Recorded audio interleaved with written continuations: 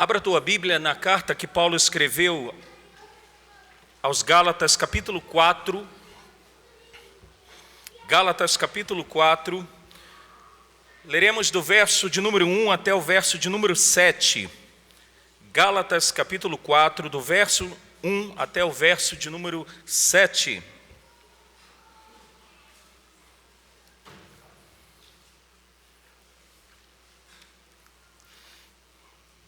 Gálatas capítulo 4, do verso 1 até o verso 7.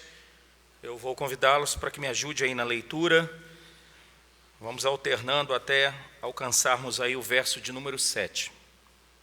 Vamos lá. Digo, pois, que durante o tempo em que o herdeiro é menor, em nada difere de escravo, posto que é ele senhor de tudo.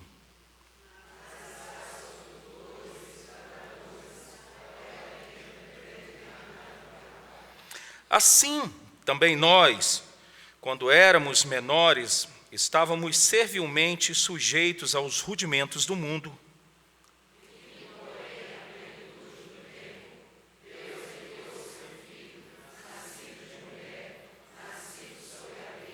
Para resgatar os que estavam sob a lei, a fim de que recebêssemos a adoção de filhos.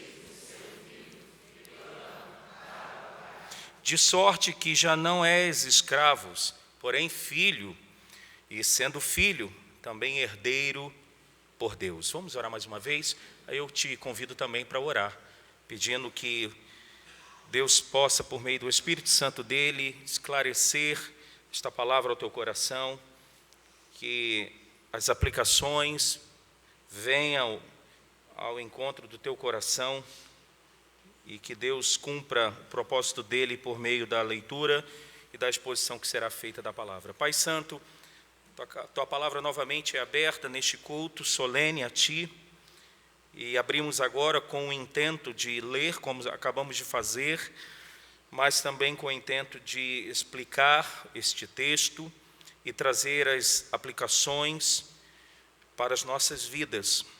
O Senhor conhece as necessidades de cada um dos irmãos que estão diante de mim.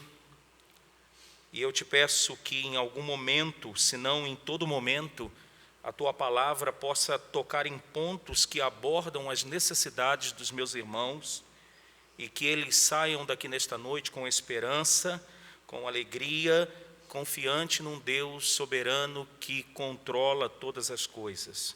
E fazemos esta súplica desejosos de que isso ocorra de fato, em nome de Jesus. Amém. Amém. Primeiro domingo de dezembro, primeiro dia de dezembro também, nos remete, como a liturgia já nos conduziu ao período natalino. Falar do nascimento de Jesus, para nós que pregamos, por mais que possa parecer para os irmãos fácil, mas é um desafio em virtude de que são poucos textos que abordam o nascimento de Jesus. Sabia disso? Os textos no Antigo Testamento nós temos o profeta Jeremias, o profeta Isaías e o profeta Miqueias, que falam diretamente do nascimento de Cristo. Quando nós vamos para o Novo Testamento, nós temos apenas os dois evangelhos. Dos 4, nós temos 2, Mateus e Lucas, em seus 2 primeiros capítulos que falam do nascimento de Cristo. É por isso que no decorrer do ano a gente ouve praticamente, às vezes, pouca mensagem sobre o nascimento de Cristo. Então, quando entra dezembro, entra esse período natalino, é como se a gente fosse na prateleira, tirássemos a poeira daquilo que fala sobre o nascimento do nosso Senhor e Salvador, e a gente ilustra bem este livro, este contexto de nascimento e compartilha com a igreja, porque certamente, irmãos, não obstante a gente tratar do nascimento de Cristo praticamente aí no mês de dezembro, final do ano, mas falar do nascimento de Cristo, isso tem, como que eu posso colocar para vocês, implicações na nossa vida diária, as bênçãos que vêm do Deus que se fez carne e habitou entre nós. Então, queria já neste primeiro domingo de dezembro, nesse primeiro dia deste mês de dezembro, falar sobre o nascimento de Cristo, falar do que isso envolve, das lições para a nossa vida hoje. É isso que eu quero abordar hoje aqui com vocês e nos próximos domingos que a gente estiver ministrando. Uma coisa importante a gente já trazer é que é praticamente certo que o nosso Senhor e Salvador Jesus não nasceu em dezembro, não nasceu no dia 25.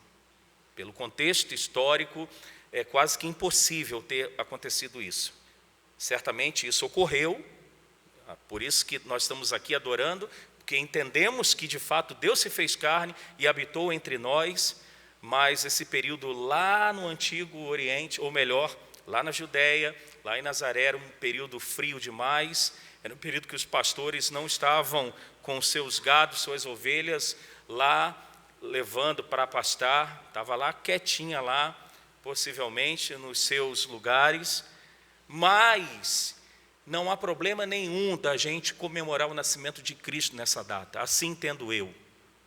E principalmente que a cultura, seja no Brasil e no mundo, ou quase todo mundo, tem esta data para comemorar o nascimento de Cristo.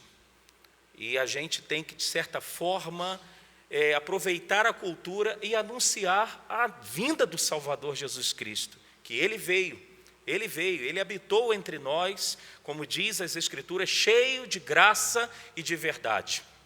Então não há problema nenhum a gente aproveitar a cultura e anunciar o nascimento do Salvador. Eu acabei de falar que são dois evangelistas que no Novo Testamento trazem o nascimento de Jesus. E aí você talvez esteja perguntando, mas pastor, você vai pregar em Gálatas para falar do nascimento do Salvador? Sim, eu vou pregar em Gálatas porque neste momento aqui da carta, Paulo traz algo que a gente já vai mencionar aqui para os irmãos. Eu queria pensar com vocês hoje o seguinte tema: e se não houvesse o Natal? Pensa aí. É uma pergunta aí retórica, mas pense. E se não houvesse Natal? Talvez você tenha pensado assim, pastor, se não houvesse Natal, eu não comeria uma bacalhoada, porque é o único período do ano que eu como uma bacalhoada. Se não houvesse Natal, pastor, se não houvesse Natal, dificilmente minha família se reuniria, porque é o único período que a gente consegue reunir a família. E se não houvesse Natal, talvez algumas mulheres pudessem responder, pastor, minha casa não estaria pintada, porque é o único período do ano que meu marido pensa em providenciar a pintura da minha casa. Mas se não houvesse Natal, a encarnação de Jesus Cristo, nós teríamos implicações muito maiores do que estas da esfera temporal, do que casa pintada, do que a bacalhoada que a gente vai comer aí na véspera ou no dia depois. Eu sei que eu vou comer, se Deus quiser, que eu gosto. Bacalhau eu gosto. Mas as implicações são muito maiores. Vamos olhar um pouquinho, antes da gente trazer aqui as respostas para essa pergunta, se não houvesse Natal. Vamos ver aqui um pouquinho o contexto. Essa carta que Paulo escreve aos irmãos na Galácia, ela é uma das cartas mais antigas do apóstolo Paulo. Vale a pena também ressaltar que esta carta é a única do apóstolo Paulo que ele não faz nenhuma saudação. É como se ele já entrasse entrando, ou entrasse numa linguagem futebolística de sola, ou numa linguagem que muitos não gostam, eu também não gosto muito não, do MMA, já entrasse na jugular, numa voadora. Por quê? Paulo, ele nem traz saudação no início desta carta aqui. Paulo, ele toma conhecimento que os irmãos que receberam este evangelho glorioso, e este evangelho é Jesus, essa boa notícia é Jesus Cristo, estes irmãos, eles estavam fazendo uma rota completamente diferente e estranha daqueles que recebem esta boa notícia que é Jesus Cristo que morreu por nós. E deixa eu abrir um parênteses aqui, o Evangelho será sempre uma boa notícia e não um bom conselho. Fecha-se o parênteses. O que estava acontecendo com estes irmãos aqui? E vale a pena uma observação antes de mencionar o que estava acontecendo. Isto aqui foi no primeiro século da era cristã. Não pensemos nós que o problema que estava acontecendo aqui na Galácia ficou restrito ao primeiro século. Está ainda este fermento dentro do século 21. O que estava acontecendo? O chamado problema do legalismo trazido pelos judaizantes. Qual era o problema que estava acontecendo? Que rota estes irmãos que receberam a graça salvadora, que rota eles estavam pegando? Eles receberam o evangelho pregado por Paulo, que podemos ter acesso a Deus pela obra de Cristo, portanto não era necessário mais os rudimentos do mundo que Paulo cita aqui no verso 3, no finalzinho. Por rudimentos do mundo, Paulo diz que são os ritos, o calendário, tudo dos judaizantes, do judaísmo. Ou seja, aquelas sombras do Antigo Testamento que apontavam para Cristo, quando Cristo veio na plenitude dos tempos, não havia mais necessidade. Paulo, então, ao anunciar este evangelho para os irmãos lá na Galácia, e eles recebem este evangelho, eles saíram da escravidão para a liberdade em Cristo. Só que os judaizantes chegaram na Galácia, e eles se infiltraram na vida, na rotina, no convite dos irmãos, e diziam o seguinte: olha, o evangelho que Paulo trouxe é um evangelho muito fácil. Vocês recebem pela fé a obra de Jesus Cristo, e ele diz que vocês são salvos. Só que não é bem assim.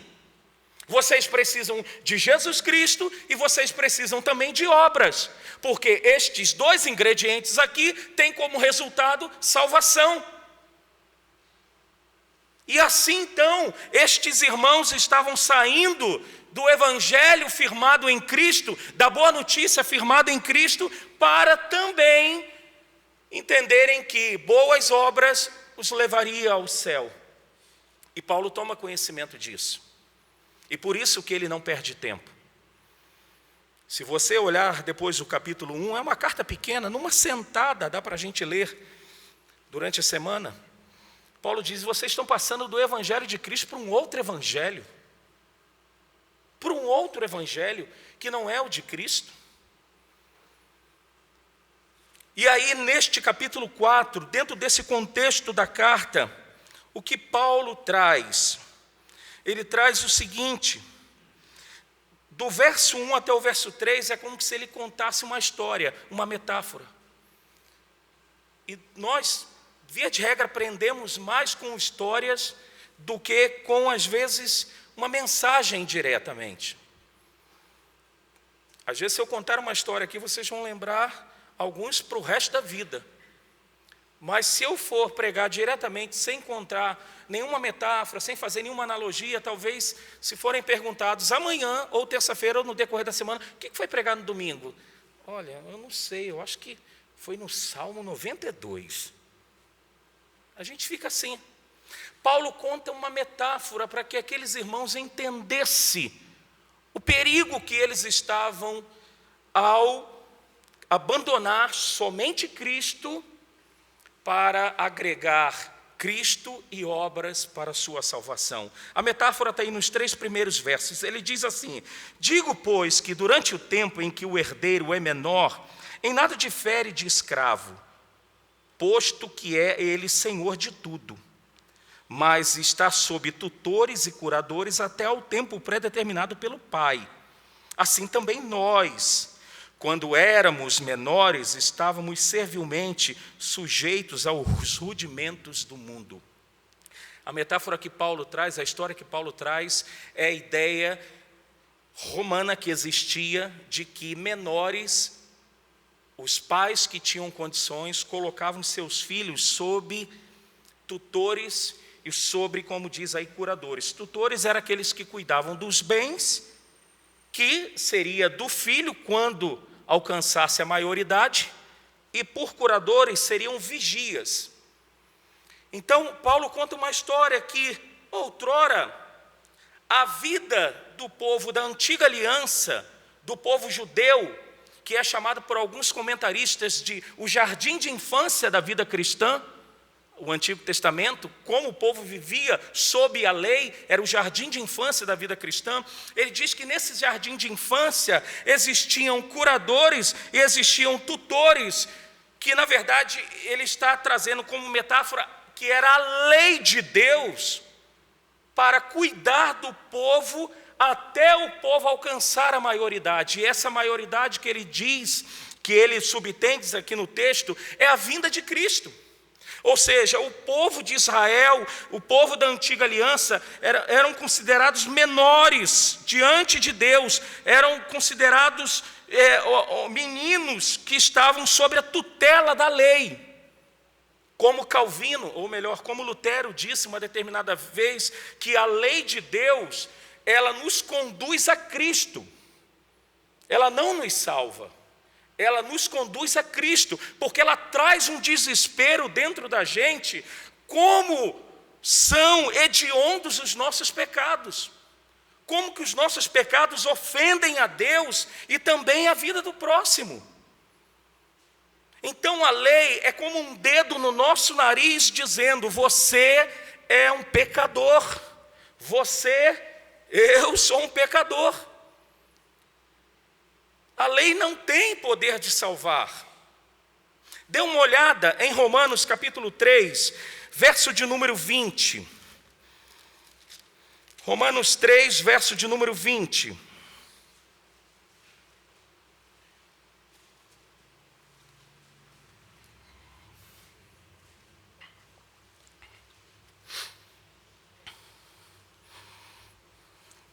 Leiam comigo, Romanos 3, 20. Visto que ninguém será justificado diante dele por obras da lei, em razão de que pela lei vem o pleno conhecimento de quê? Do pecado. A lei só ressalta o nosso pecado. A lei só nos gera um desespero. A lei é como aquela notificação do Detran dizendo: você avançou o sinal vermelho. A lei é aquela notificação do Detran: você estacionou em lugar proibido. Inclusive, hoje estacionou aqui um carro na entrada da garagem da Genoveva, deve estar ali uma plaquinha do Detran ou da BH Trans, que o carro está no depósito tal, porque foi rebocado. A lei só nos traz desespero e diz: você pecou. E Paulo, então, ele diz que o herdeiro, que eram os judeus, ele se referindo nessa metáfora aos judeus, dizendo que é menor, ele nada difere de escravo. Mesmo que seja ele dono de tudo, mas ele é menor, ele está sobre a tutela da lei. Ele está sobre melhor dizendo, aqueles que guardam os bens, aqueles que cuidam. Paulo diz, verso 3, assim também nós, quando éramos menores, estávamos servilmente sujeitos aos rudimentos do mundo, às obras, fazendo e praticando obras para agradar a Deus, que eu repito, eram sombras. Só que ele diz, vindo porém, verso 4, a plenitude dos tempos, Deus enviou quem? Seu Filho, nascido de mulher, nascido sob a lei.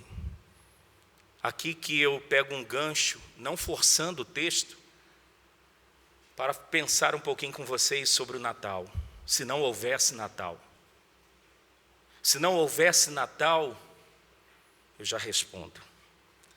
Paulo diz, vindo porém a plenitude do tempo, Deus enviou seu Filho, nascido sob mulher, nascido sobre a lei. Por plenitude do tempo, irmãos, irmãos, entendamos isso aqui, olha, esse copo, não sei se os irmãos dá para ver, ele está menos da metade. A plenitude do tempo significa isso aqui, olha, os séculos foram passando, os anos, os milênios, está aqui, ó, certinho. Se eu botar um pouquinho a mais, transbordará. Não preciso colocar mais, está no nível pleno do copo. Plenitude dos tempos significa isto. O tempo pleno que Deus, na sua soberania, estabeleceu para a vinda de Cristo. Isso significa, sabe o que para a tua vida, meu irmão e minha irmã? Que Deus é soberano, que Ele tem um controle de todas as coisas, que nada absolutamente foge ao controle desse Deus, inclusive questões na tua vida. Lembra que nós oramos para que Deus, no decorrer dessa mensagem, de alguma forma abordasse algo para o nosso coração? Talvez você precise ouvir isso nessa noite. O Deus que você adora, o Deus que te alcançou por graça, Ele tem um controle da tua vida em cada detalhe. Nada foge ao controle de Deus. Se não foge do mundo, vamos pensar do maior para o menor, inclusive da nossa vida. Então, aquela dificuldade que veio, aquele problema que veio, aquela adversidade que veio, Deus sabe de todas as coisas. Ele tem um controle de todas as coisas. Se não foi vontade dele, no mínimo, foi permissão dele. Continuamos aqui. Paulo diz que agora, vindo a plenitude dos tempos, vindo o tempo determinado de Deus, Deus envia Jesus Cristo. E Paulo diz que Jesus, ele é nascido de mulher. Por nascido de mulher, entendemos da forma como foi, por isso que lemos Lucas capítulo 1, a partir do versículo 26 na liturgia, foi de uma forma sobrenatural. Se Deus trouxe do nada este mundo, se Deus trouxe a complexidade deste mundo à existência, qual é a dificuldade de Deus colocar uma criança sendo gerada na vida de uma mulher sem a necessidade de relação sexual? Não há nenhuma dificuldade. Na sexta-feira eu estava na casa do Samuel. Cadê Samuel? Não, só está aqui a Fernanda. Eu estava na casa do Samuel e da Fernanda. Estava com uma dor de cabeça, me sentindo mal na sexta-feira, e ele foi aferir a pressão, falou que, pastor, a pressão está de menino, 11/8, realmente estava boa, mas eu estava me sentindo mal o dia todo. Eu falei, Samuel, não sei se é porque eu só estou usando óculos à noite, se eu tenho que passar a usar de manhã, está lá ele lá atrás, nosso doutor. E ele disse, pastor, a questão da visão, ela é muito complexa. Ela é muito complexa. E a gente está falando um pouquinho, em outras palavras, ele diz, o corpo humano é complexo demais. E quem criou esta complexidade toda? Deus. E qual é a dificuldade de Deus colocar uma criança dentro de Maria? Nenhuma. Ele é nascido de mulher e ele é nascido sob a lei. Ou seja, Jesus cumpriu a lei em nosso lugar. Qual foi o problema de Adão? Foi desobedecer a ordem de Deus. Não foi desobedecer a lei, porque senão seria um anacronismo. A lei veio depois, com Moisés. Mas o problema de Adão foi não cumprir aquilo que Deus estabeleceu. O segundo Adão, que é Cristo, nascido de mulher, era Deus, mas era homem também, nasceu sob a lei. Este sim obedeceu a Deus até a morte, e morte de cruz.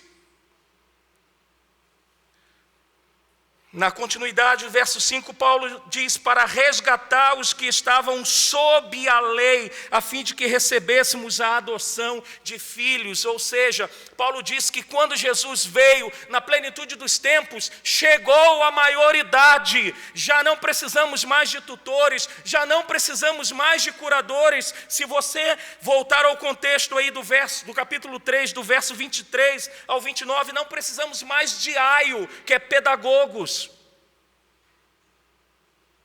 Ele diz, Cristo veio, agora alcançamos a maioridade. Agora já não precisamos mais da tutela, do guarda-reio, da lei. Porque Cristo veio. E ele diz, e porque Cristo veio, agora sois filhos. Deus enviou, ele diz, porque vós sois filhos, enviou Deus em nosso coração o Espírito de seu Filho, que clama, Abba, Pai.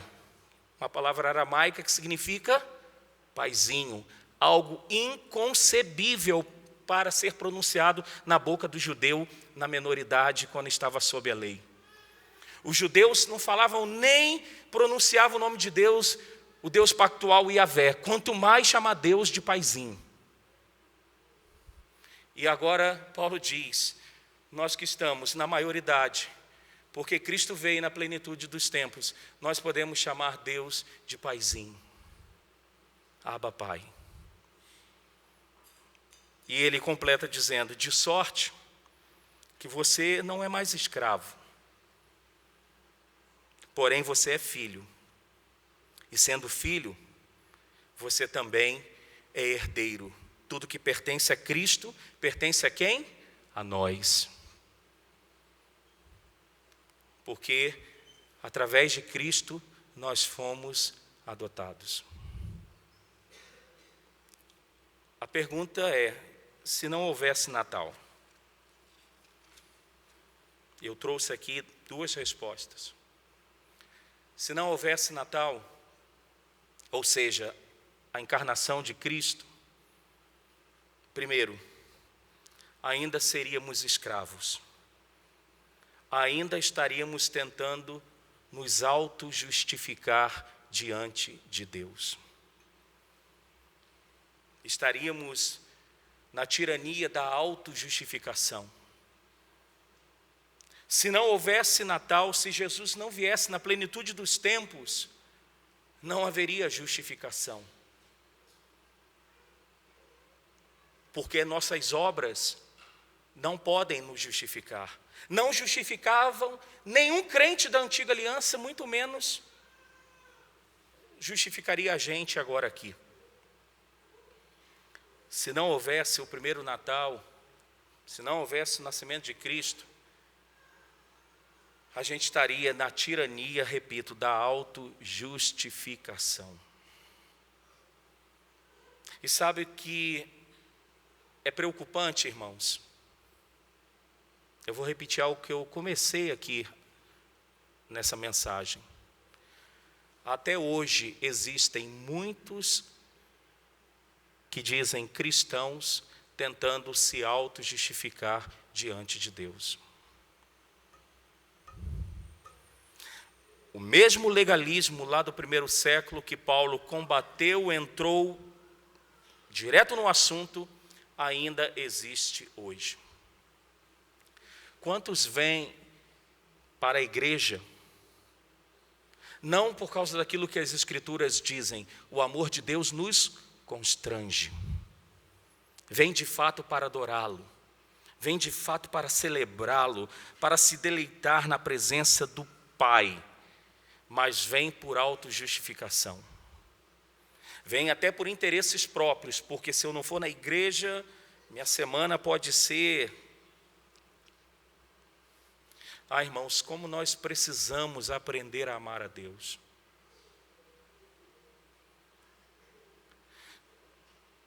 Há uma frase de Lutero também, que ele diz assim: a lei nos leva a Cristo para a salvação, e Cristo nos devolve a lei para a santificação. Paulo não está desprezando a lei. E aqui se refere ao decálogo, os 10 mandamentos. Cumprir os 10 mandamentos nós não conseguimos. Tiago, na sua epístola, diz: quem deixa de cumprir um mandamento, deixa de cumprir os outros 9. Quem tropeça em um, tropeça em todos. Mas a lei de Deus é uma forma da gente dizer: quero andar em santificação, quero andar em obediência, porque eu te amo, Deus. Vamos melhorar? Porque eu te amo, Pai. Eu disse aqui alguns domingos atrás sobre o temor de Deus. O temor de Deus ele pode ser visto de dois aspectos. Eu até citei um exemplo do meu filho. Ele pode tomar banho, literalmente se banhar, porque o meu pai vai chegar em casa e se eu não tiver tomado banho, ele vai falar no meu ouvido direto e pode me tirar alguns dias o celular, ou ele pode tomar banho porque, meu pai faz tanto por mim, o meu pai é tão bom para mim. Gente, o que é tomar um banho para ele me ver já pronto para a refeição à noite, daqui a pouco deitar? Eu vou fazer porque o pai me ama. E é isso que a gente precisa entender, irmãos. Se não houvesse Natal, não haveria justificação. E justificação e salvação só vem pela obra de Jesus Cristo. Não podemos, hoje, somos tentados a isto, a Cristo e obras. Não! Justificação somente Cristo. Você tem que sair daqui hoje revendo por que eu faço o que eu faço para Deus. Eu faço porque eu amo. Eu vou aos grupos familiares porque eu amo. Eu venho às quintas-feiras porque eu amo. Eu vou para a escola dominical e permaneço na escola dominical. Porque a gente está, parênteses aqui, né Shirley, né Cirlei e né Lúcia, o que tem de aluno flutuante, começa o ano e o semestre, todo mundo nas classes. Daqui a pouco, some. Ah, não gostei dessa classe no único domingo que foi. Aí não vai nem outra e flutua. 40% que nós temos de matriculados participando da escola dominical. Fecha-se o parênteses. Por que eu venho para a escola dominical? Por que eu venho para o culto à noite com o estádio tendo jogo às 6 horas, dificuldade de chegar com carro ou com Uber mais caro, porque o pessoal do Uber pensa que eu estou indo para o estádio? Eu venho porque eu amo Deus. Eu venho porque o que Ele fez por mim, mandando Cristo na plenitude dos tempos, não tenho como pagar, mas eu não tenho como pagar e eu entendo, eu vou porque eu amo. Se não houvesse Natal, aí entra também, não seríamos filhos, não seríamos herdeiros, não seríamos libertos, até hoje seríamos escravos. Se não houvesse Natal, eu repito o que Paulo disse na carta aos Efésios, no capítulo 2, versículo 4, seríamos filhos da ira, não filhos de Deus. E filhos da ira para filhos de Deus, meus irmãos, há um hiato aí, que te leva ao inferno e ao céu. Se não houvesse Natal, não haveria justificação. Se não houvesse Natal, não seríamos filhos de Deus. E eu caminho para concluir, perguntando: você compreende e aceita o único meio de obter a aprovação de Deus, que é por meio da fé em Jesus Cristo? Você compreende isso e você aceita? Mas pastor, calma aí, você está falando só para crentes? Sim. Porque muitos crentes hoje, eu repito, acham que é Cristo e obras. O Tim Keller, pastor americano, lá em Nova York, ele diz, eu já disse isso, eu vou repetir, ele olhando para ali, o Gólgota, a crucificação de Cristo, ele diz, o evangelho está crucificado do lado de 2 ladrões. Um ladrão se chama legalismo e o outro ladrão se chama libertinagem. E existe o terceiro L, não, nem legalismo, nem libertinagem, liberdade. Então você compreende e aceita que para obter a aprovação de Deus, o único meio é aceitar Jesus Cristo, nascido de mulher, de forma sobrenatural, porque Ele é Deus, e nascido sob a lei, porque Ele é homem. Segunda pergunta: você compreende que qualquer outro meio de tentar obter a aprovação de Deus se torna escravidão? Qualquer outro meio de tentar obter a aprovação de Deus é a escravidão. Não posso deixar de ir na igreja, não posso deixar de fazer isso. Não, por quê? Não, porque eu preciso ser aceito por Deus, eu quero aquela bênção. Isso é loucura. Por isso que Paulo chega tão veemente aqui aos irmãos. Se não houvesse Natal, irmãos, não haveria cruz. Não haveria cruz. E se não houvesse cruz, não haveria perdão de pecados. Se não houvesse Natal, não haveria cruz, não haveria perdão de pecados e também não haveria reconciliação com Deus e muito menos adoção, poder chamar Deus de Pai. Talvez algumas pessoas aqui tenham um problema nesse aspecto de pai. Estava fazendo uma leitura dias atrás, interessante, que o autor trazia do livro. Às vezes esse aspecto de chamar Deus de pai, paizinho, muitos têm dificuldade em virtude do pai terreno que teve.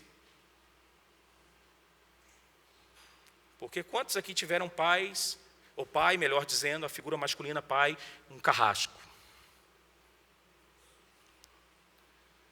Mas deixa eu te falar algo. A ordem é o seguinte: não é olhar para a esfera temporal do nosso pai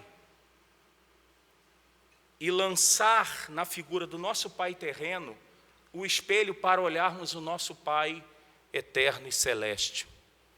A imagem é o contrário. A gente precisa lançar o espelho no nosso pai, que é Pai de Jesus Cristo, para refletir o Pai terreno. Se o Pai terreno não refletiu o Pai de Jesus Cristo, o qual hoje podemos chamar de paizinho, o problema é do Pai terreno, por causa do pecado. Então não remeta a figura do Pai terreno à figura do Pai de Jesus Cristo, nosso Pai. A proposta é diferente. O pai terreno deveria se espelhar, ser espelho do pai dos céus, Criador de todas as coisas. Então, se não houvesse Natal, você não poderia chamar Deus de paizinho. E você pode sair daqui fazendo isso. O paizinho, ele cuida das nossas necessidades. Eu concluo, de fato, abra em Romanos capítulo 8.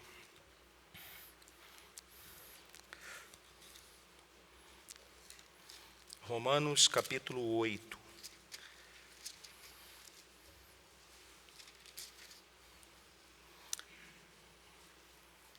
Do verso 14 até o verso de número 17. Leiam comigo, por favor, estes versos.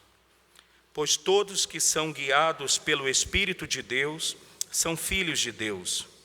Porque não recebestes o espírito de escravidão para viverdes outra vez atemorizados, mas recebestes o espírito de adoção, baseados no qual clamamos, Abba, Pai.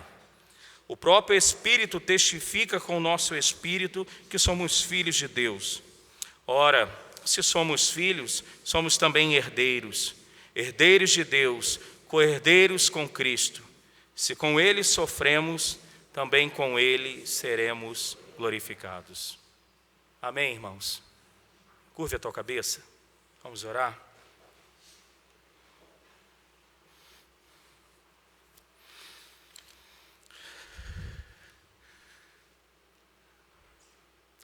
Deus, obrigado por ter colocado no coração aqui do presbítero Samuel, quando dirigia a liturgia, a expressão privilégios.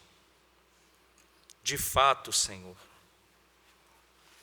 nós que estamos na nova aliança, no novo pacto do Senhor com os homens, pacto este feito com o teu Filho, cumprindo o que o primeiro Adão não cumpriu, nós que estamos neste pacto, nesta nova aliança, temos infinitamente mais privilégios. Um destes, como vimos nessa noite, alcançamos a maioridade. Já não precisamos mais de estar sob a lei nos condenando diuturnamente. Estamos em Cristo. Quando ali todos os pecados foram levados. Obrigado também porque nesta nova aliança temos o acesso direto à tua presença. Não precisamos mais de homens, não precisamos mais de cerimônias, precisamos apenas da mediação do teu Filho e podemos, na tua presença, dizer: Pai, Paizinho, está doendo.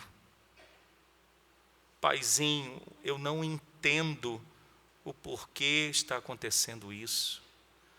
Paizinho, eu não entendo porquê a porta de emprego não se abre.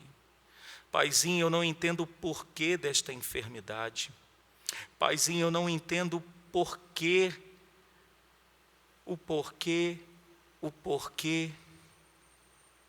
Podemos chegar assim à tua presença. Mas também podemos chegar para simplesmente dizer: Pai, eu te amo.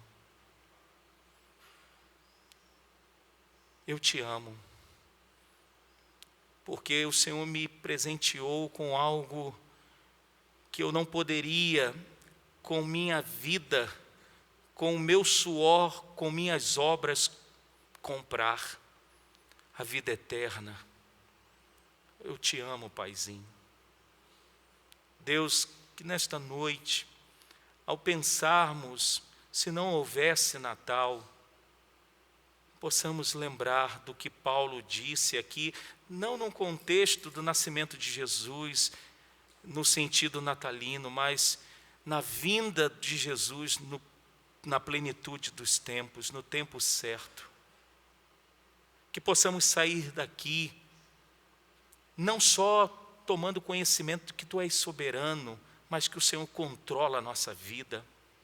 Que como filhos, o Senhor trata da gente como nós que somos pais da esfera temporal, não conseguimos cuidar dos nossos filhos, a ponto de Jesus, ao nos incitar a orar, disse: ora, vós que sois maus, sabeis dar boas dádivas aos vossos filhos, quanto mais o vosso Pai que está nos céus, não vos dará boas coisas ao que lhe pedirem?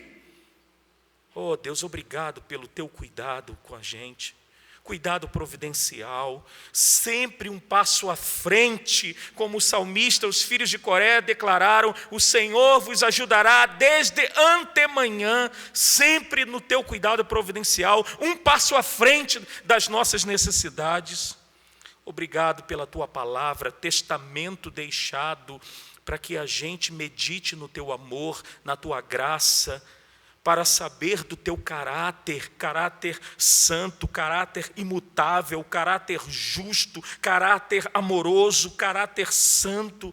Oh Deus amado, muito obrigado, Pai. Muito obrigado. Que os meus irmãos tenham sido edificados por esta mensagem, por esta palavra, e que sejam fortalecidos na força do teu poder. Que haja um estreitamento de intimidade, que ao buscar o Senhor, através das atividades da igreja, não seja por legalismo, não seja por compensação de algo, mas seja pelo amor que constrange, o desejo de te agradar, Senhor, em nome de Jesus. Meus irmãos, que a graça de Cristo, que veio na plenitude dos tempos, verdadeiramente Deus, pois a sua oferta foi infinita, verdadeiramente homem, porque Ele pagou o preço no nosso lugar, que o amor desse Pai, desse Paizinho, amor que nos amou antes da fundação do mundo, um amor antigo, que as comunicações do Espírito Santo que Ele nos deu, dizendo: vocês não estão órfãos, vocês receberam o Espírito do meu Filho, então vocês são co-herdeiros da herança do meu Filho. que as comunicações desse Espírito que habita dentro de você, meu irmão, que habita em mim, que habita em todos os eleitos do Senhor em toda a terra, que o consolo que vem por meio desse Espírito sejam sobre nós, e também que estas bênçãos sejam comunicadas a todo o povo de Deus em toda a terra, hoje e sempre. Amém, amém e amém.